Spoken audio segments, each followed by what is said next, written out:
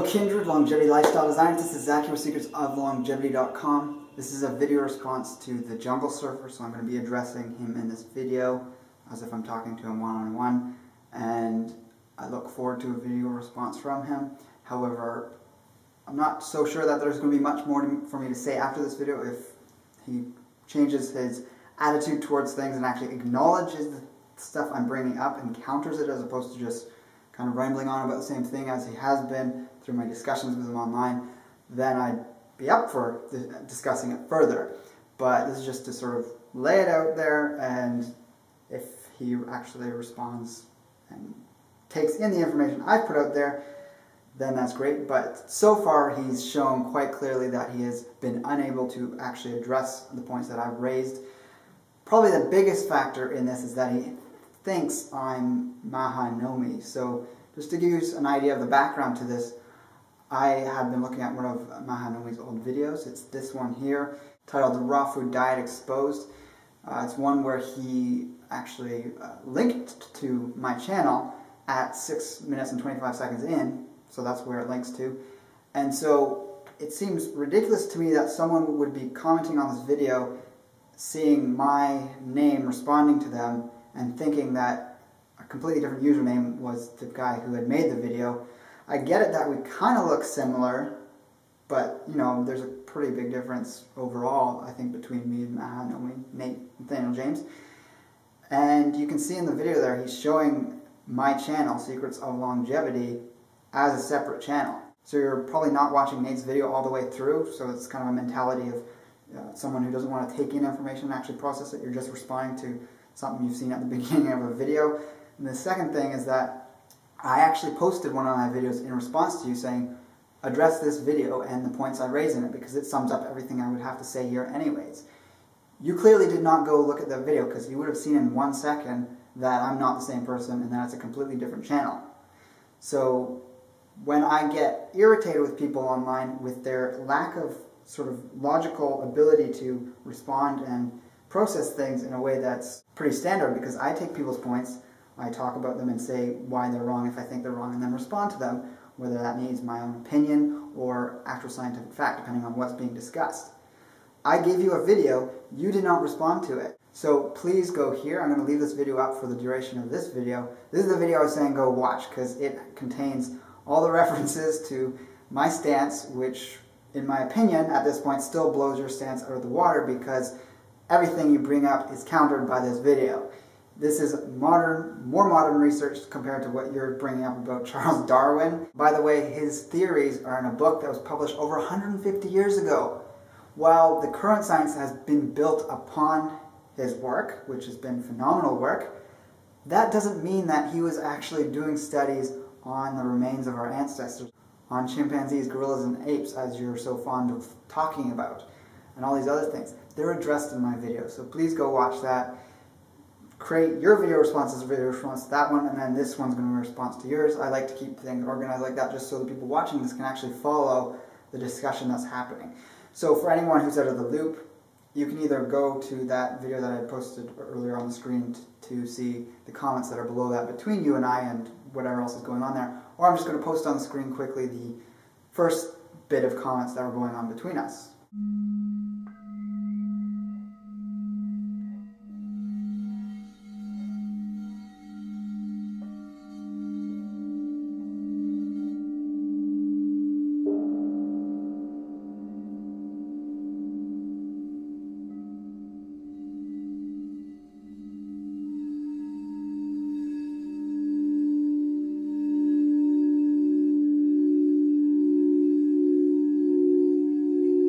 So you had an issue with me swearing in my comments at you. Well, first of all, I'd like to mention that was not until the third or fourth comment that I started getting pretty irritated by your lack of coherence in your responses.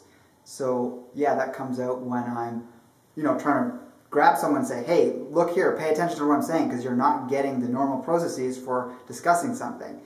And I posted the video and you had not addressed it in any way, and you kept going on about random stuff, and so I'm saying wake the fuck up.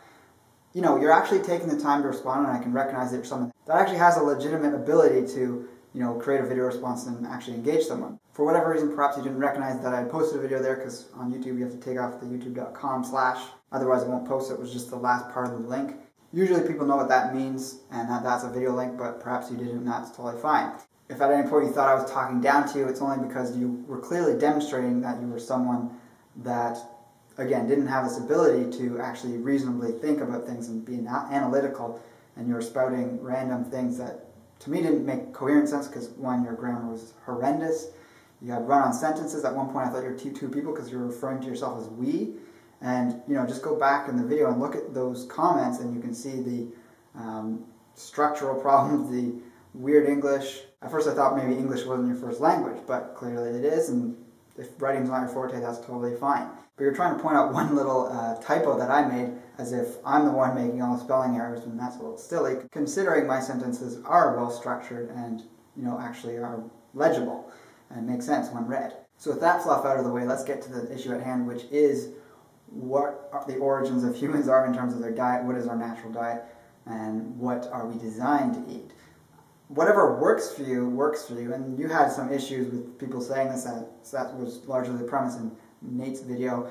I don't want to argue or debate about what works for most people, but we're just talking about what humans have consumed from 70 million years ago all the way up to now.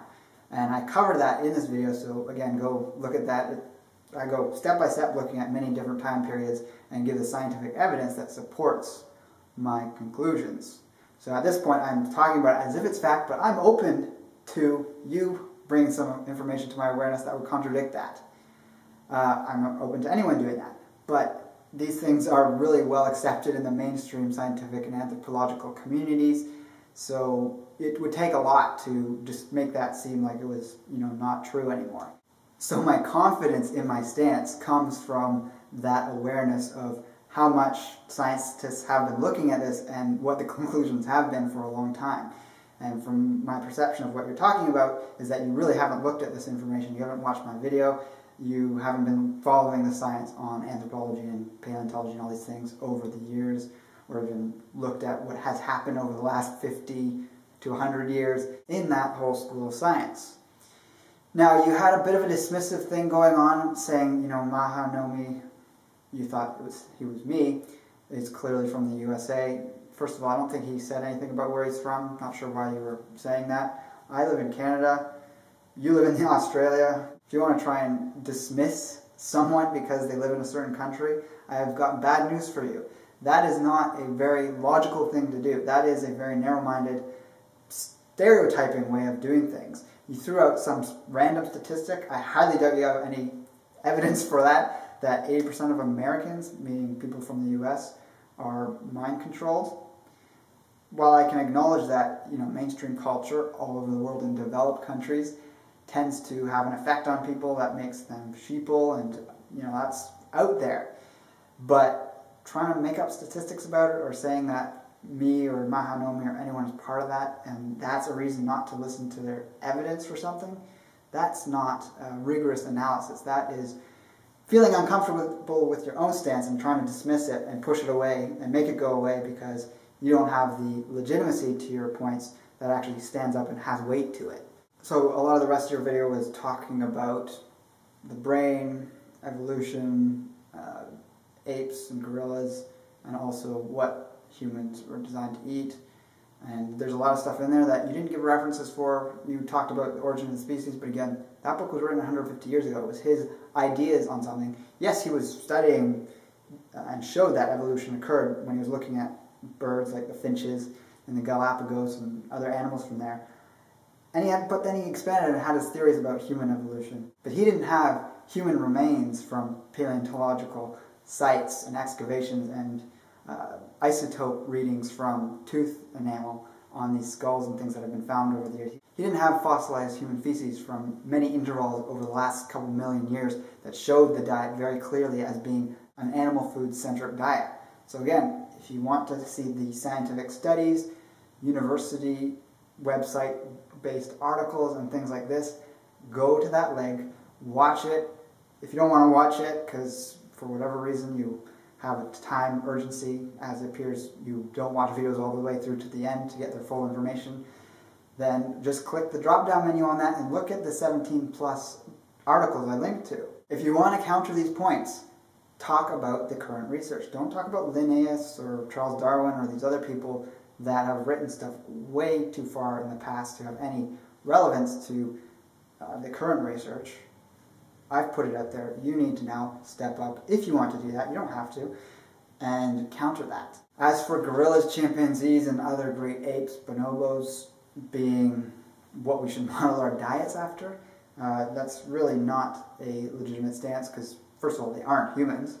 They might have very similar genetics, but that doesn't mean that we evolved eating the same things. So on the screen on that video on the ancestral diet, I cover this already, that apes have very different digestive tracts than modern humans, and the changes in our genes, our thyroid, our digestive system, our teeth and jaws, our brain, all indicate that humans have had significant changes in their physiology from the increased animal foods consumption over the last 2.6 million years. If you think we should be eating like gorillas, please explain why gorillas have a 3 times larger volume compared to body size in their large intestine in comparison to their small intestine.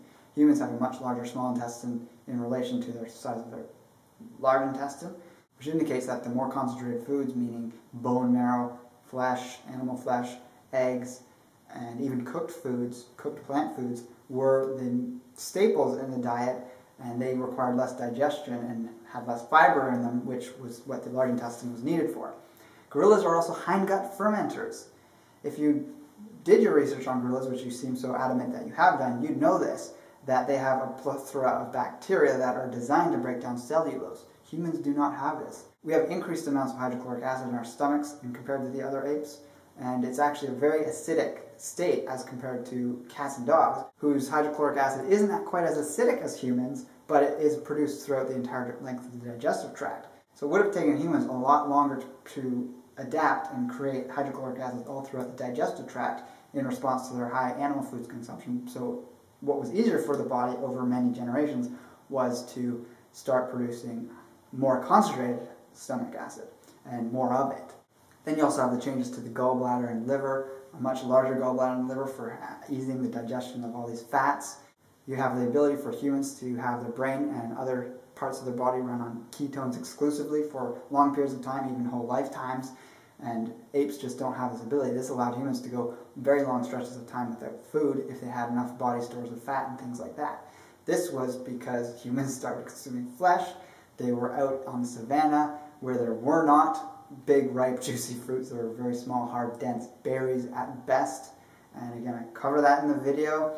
And in regards to the hands and teeth not being that of extreme predators like you see in lions, I covered this in a video that I'm going to put on the screen right now that was response to during riders, and I really laid it out quite simply that when you don't have the evolutionary trigger for attacking something and taking it down with your bare hands, then you're not going to develop those claws and teeth over time. Humans had the brain capacity when they started consuming and scavenging kills. This got them to the point where they could actually start to hunt themselves because their brains got big enough and they had the thinking capacity to say, oh, I can pick up this rock, I can pick up this sharp stick and sharpen it and hunt with it. So when you have a tool that's like a sharpened spear to kill an animal, you don't develop claws, you don't develop the teeth with the big sharp fangs to bring the animal down. And you do develop a more narrow jaw in comparison to the apes in relation to the size of their skulls, and a largely reduced digestive tract size because you're consuming much more concentrated, calorically dense foods.